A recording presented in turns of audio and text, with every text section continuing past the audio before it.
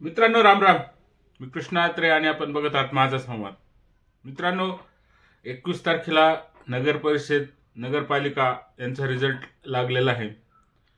त्यामध्ये महायुतीने दणदणीत यश मिळवलेलं आपण बघितलं असेल. वेगवेगळे विश्लेषक त्याच्यावर विश्लेषण करतायत. महाविकास आघाडीचा कसा फज्जा उडाला आणि त्यांच्यातले एकमेकांबद्दल असलेला समन्वय नव्हता, एकमेकांबद्दल असलेला अविश्वास कसा उजागर होत आला, या सर्व बातम्या आपण बघितलं असेल. यामध्ये काँग्रेस पक्षाने बऱ्यापैकी यश मिळवलेलं आहे. महाविकास आघाडीला एकंदरीत 51 ठिकाणी विजय मिळवता आलेला आहे. त्यामध्ये काँग्रेसच्या नेत्यांनी संगमनेर आणि वडेट्टीवारांचं जे काही चंद्रपूर जिल्हा आहे तिथं पूर्ण चांगल्या प्रकारे यश मिळवलेलं आहे आणि त्यांच्या प्रतिक्रिया ऐकण्यात आल्या. मित्रांनो, सगळ्यात महत्त्वाचं म्हणजे जे काही संगमनेरचे माजी आमदार आहे थोरात साहेब, बाळासाहेब थोरात यांची प्रतिक्रिया ऐकण्यात आली. त्यांची भाची सून म्हणजे सत्यजित तांबे यांची पत्नी यांना विजय मिळालेला आहे. त्यांच्या जी काही आघाडी केली त्यांना स्पष्ट बहुमत संगमनेर नगरपालिकेमध्ये बहुमत मिळालेलं आहे. तर मित्रांनो, याच्यामध्ये त्यांची ज्या काही वेगवेगळ्या प्रतिक्रिया ऐकण्यात आल्या त्यावर मला आज बोलायचं आहे. मित्रांनो, त्यांनी सांगितलं की 1 वर्षापूर्वी कशा प्रकारे माझा पराभव झाला आणि तो कसा अनैतिक होता किंवा वोट चोरी करून, मतदान यंत्रणामध्ये घोळ करून किंवा मतदार यादीमध्ये अफरातफर करून, बोगस मतदान करून हे निवडून आलेले, अशा प्रकारचे आरोप त्यांनी त्यावेळेस केलेला आपल्याला ऐकण्यात आला असेल. ज्यावेळेस थोरातांचा पराभव झाला विधानसभेमध्ये त्यावेळेस सगळ्या नेत्यांनी आश्चर्य व्यक्त केलं की 7 वेळा निवडून येणारा आमदार तिथं पराभूत कसं काय झाला. म्हणजे यांनी काहीतरीच पैसे वाटप म्हणा किंवा वोट चोरी म्हणा किंवा मतदान यंत्रणामधून घोळ करून म्हणा, ह्या तेथील शिवसेनेच्या आमदाराचा विजय झालेला आपण बघितला असेल. आज त्याच शिवसेनेच्या आमदाराचा पराभव थोरात साहेबांच्या गटाने केलेला आपण बघितला असेल आणि त्यानंतर त्यांच्या प्रतिक्रिया कशा प्रकारे परत विजयश्री खेचून आणली आणि दहशत म्हणा किंवा अनैतिक वेगवेगळे धंदे म्हणा किंवा वेगवेगळे अंमली पदार्थाचं कनेक्शन म्हणा, या सगळ्यावर त्यांनी उहापोह केलेला आपण ऐकला असेल. परंतु एकदाही ते बोलले नाही मित्रांनो की आमचा विजय वोट चोरीना झाला किंवा पैसे वाटून झाला किंवा काय. आता त्यांचे जे महाविकास आघाडीचे नेते सातत्याने म्हणतात की पैशाचा महापूर आलेला होता, प्रचंड पैशाचं वाटप करण्यात आलं, मतदार याद्यांमध्ये घोळ करण्यात आला, हा विजयच महायुतीचा नाही, यांनी खोट्या प्रकारे विजय मिळवून केला किंवा जे काही निवडणूक आयोग आहे, चुनाव आयोग यांनी कसा चुना लावला महाविकास आघाडीच्या कार्यकर्त्यांना वगैरे वगैरे त्यांनी प्रतिक्रिया दिलेलीच आहे. परंतु संगमनेरमध्ये किंवा गडचिरोलीमध्ये वडेट्टीवारांनी जे काय सांगितलं की आता आमच्या जिल्ह्यामध्ये यायचं तुम्हाला काय आवश्यकता नाही, सगळा विजय आम्ही खेचून घेतलेला आहे वगैरे वगैरे, वडेट्टीवारांना त्यांनी मुनगुटीवारांना तो टोला मारलेला आपण बघितला असेल. आता यावर कुणी उहापोह करत नाही मित्रांनो, कोणतेही पत्रकार म्हणा किंवा विश्लेषक म्हणा की ज्या बाळासाहेब थोरातांनी विधानसभेमध्ये पराभव झाल्यानंतर शंका उपस्थित केली होती मतदान यंत्रणावर, मतदार याद्यांवर किंवा पैशाच्या अफरातफरीवर, दहशतीवर. आज त्यांचा पराभव झाला, त्यांचा आज मोठ्या प्रमाणात विजय झाला, सगळे सीटं त्यांची निवडून आले, सगळे नगरसेवक त्यांचे किंवा नगराध्यक्ष त्यांचे निवडून आलेले. मग ह्यावेळेस त्यांनी काय केलं? वोट चोरी नाही झाली का? बरोबर आहे की नाही मित्रांनो? म्हणजे ज्यावेळेस तुम्ही जिंकतात किंवा तुमचा विजय होतो त्यावेळेस सगळी यंत्रणा स्वच्छ असती, सगळं काही तुम्ही पैसे वाटत करत नाही, लोकांना प्रलोभन देत नाही किंवा तुम्ही अगदी सत्शील मार्गाने निवडून येतात असं तुमचं म्हणणं आहे का? बरोबर आहे की नाही?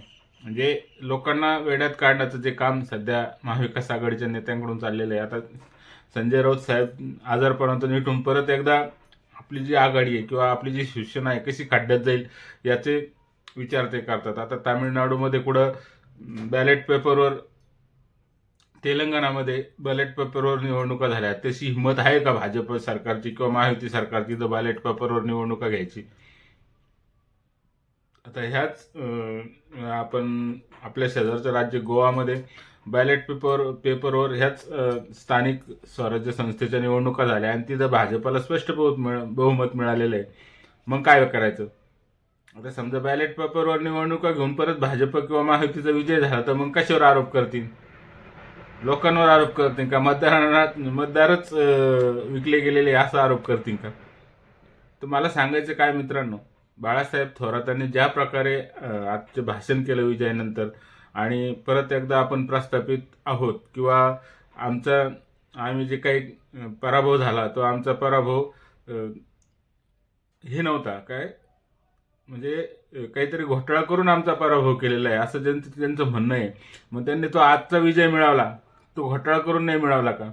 कारण संगमनेरचे गणित वेगळे आहे मित्रांनो.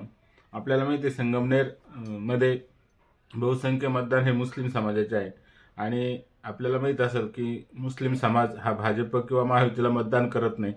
आणि बाळासाहेब थोरात तर त्यांचं वर्चस्व आहे तिथं संगमनेरमध्ये. ज्यावेळेस विधानसभेच्या निवडणुका झाल्या त्यावेळेस सुद्धा संगमनेरमध्ये म्हणा किंवा इतर जे मुस्लिम बहुल गावं आहे तिथं त्यांना बाळासाहेबांनाच आघाडी, थोरात साहेबांनाच आघाडी मिळाली होती.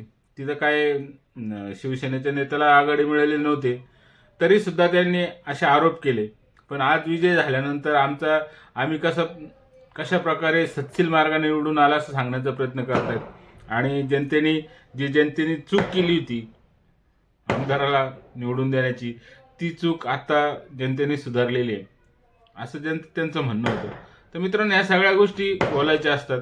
आज त्यांचा विजय झाला म्हणून सगळ्या यंत्रणा ठीक आहे, चुनाव आयोग ठीक आहे, सगळ्या गोष्टी ठीक आहे असं जे काय सांगण्याचं तात्पर्य राहतं. म्हणजे एकंदरीत म्हणजे खालपासून त्यांचे केंद्रीय नेतृत्व सुद्धा ह्याच प्रकारे चर्चा करते मित्रांनो, की त्यांचा विजय असेल तर सगळ्या गोष्टी ठीक आहे, पण तिथं भाजपचा विजय झाला का मग यांनी काहीतरी वोट चोरी केलेली आहे, मतदान याद्यांमध्ये घोळ केलेला आहे किंवा अनेक प्रकारचे घोटाळे केलेले आहे, पैशाचे वाटप केलेले असे आरोप करतात. आज आपण बघितलं असेल मित्रांनो, ह्या नगर परिषद नगरपालिका यांच्यामध्ये जो काही निवडणुका झाली त्यात प्रचंड पैशाचा वापर झाला हे कुणी नाकारू शकत नाही. म्हणजे सत्ताधारी असू नाही तर विरोधी असू, विरोधी पक्षाने सुद्धा पैसे वाटप केलेलेच आहे. त्याशिवाय आजच्या काय मतदार विचार करतो 5 वर्षानंतर आजचा दिवस आपला आहे, आज आपण वसूल करून घ्यावा, 5 वर्ष आपल्याला हे विचारणार नाहीये कोणताही नेता किंवा कोणताही नगरसेवक जरी निवडून आला तर आपले काही सर्वसामान्य जनतेचे कामं करणार नाही किंवा आपल्याला 5 वर्ष विचारणार सुद्धा नाही, ही जी काय धारणा झालेली होती त्यामुळं पैसे वाटावेच लागतात. लोक त्याशिवाय बाहेरच पडत नाही. हे सगळं त्रिकालावधी सत्य सगळ्यांना माहिती आहे, म्हणजे नेत्यांना सुद्धा माहिती आहे.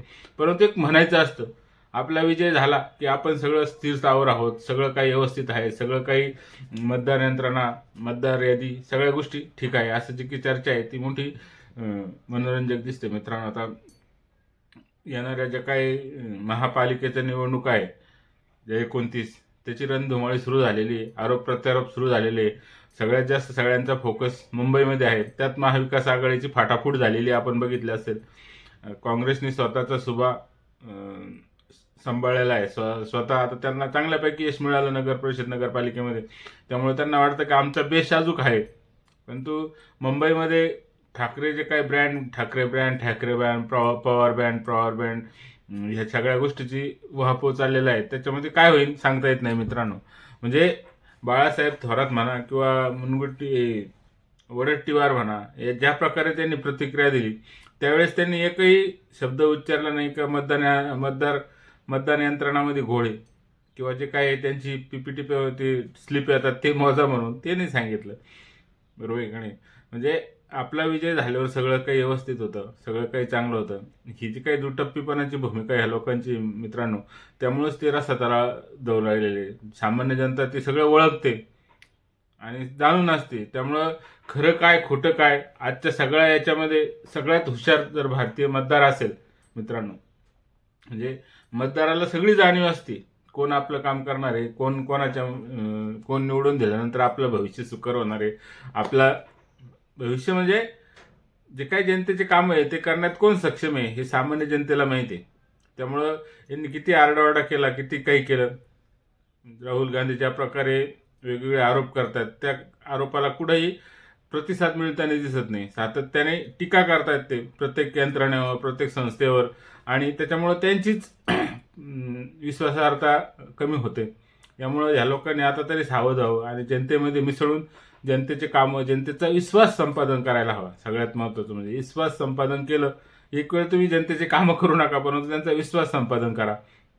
जनतेचे कामं 5 वर्षात काय करणार आहे काय माहीत नाही, पण शेवटचे जे काय असतं निवडणुकीच्या काळामध्ये त्यावेळेस तुम्ही जनतेचा विश्वास संपादन केला तर तुम्ही निवडून येऊ शकतात. परंतु महाविकास आघाडीने जनतेचा विश्वासच संपादन केलेला नाही, तेच आपापसात भांडत बसलेले आहे. त्यामुळे जनतेने विचार केला की ह्यांना जाऊ द्या, भांडू द्या, आता जे काय महायुती आहे किंवा इतर पक्षांना आपण मतदान करूया, असं सर्वसामान्य जनतेने ठरवलेलं दिसतं.